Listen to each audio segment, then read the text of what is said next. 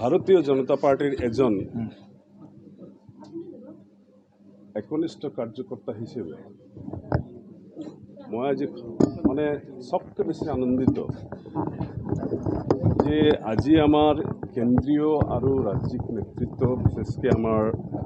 রাজ্যিক সভাপতি শ্রীযুত দিলীপ শইকীয়া ডাঙৰীয়া আৰু আমাৰ মাননীয় মুখ্যমন্ত্ৰী ডক্টৰ হিমন্ত বিশ্ব শৰ্মা ডাঙৰীয়া লগতে আমাৰ দলীয় নেতৃবৃন্দই যি মৰম দেখালে ৰাজ্যসভাৰ টিকেটটো মোক দি সেইকাৰণে আমি তেখেতৰ সকলৰ কাৰণে কৃতজ্ঞতা প্ৰকাশ কৰিছোঁ। এটা কথা মোক টিকেট দিয়া হৈছে এইটো ভাৰতীয় জনতা পাৰ্টিয়ে আকৌ একবাৰ মানে এইটো বাৰ্তাটো দিলে যে দলৰ প্ৰতি নিষ্ঠা সমৰ্পণ আৰু যদি আমি মানসিকভাৱে দলক একাত্ম কৰি লৈ যদি আমি দলৰ কাম কৰিব পাৰোঁ তেনেহ'লে আজি নহ'লে কালি দলে সেইটো স্বীকৃতি দিবই। মোক সেইটো স্বীকৃতি দিয়াটো ভাৰতীয় জনতা পাৰ্টিৰ এজন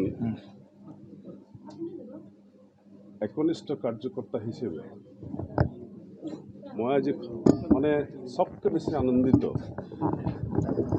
যে আজি আমার কেন্দ্রীয় আর রাজ্যিক নেতৃত্ব বিশেষকৈ আমার রাজ্যিক সভাপতি শ্রীযুত দিলীপ শইকীয়া ডাঙৰীয়া আৰু আমাৰ মাননীয় মুখ্যমন্ত্ৰী ডক্টৰ হিমন্ত বিশ্ব শৰ্মা ডাঙৰীয়া লগতে আমাৰ দলীয় নেতৃবৃন্দই যি মৰম দেখালে ৰাজ্যসভাৰ টিকেটটো মোক দি সেইকাৰণে আমি তেখেতৰ সকলৰ কাৰণে কৃতজ্ঞতা প্ৰকাশ কৰিছোঁ। এটা কথা মোক টিকেট দিয়া হৈছে এইটো ভাৰতীয় জনতা পাৰ্টিয়ে আকৌ একবাৰ মানে এইটো বাৰ্তাটো দিলে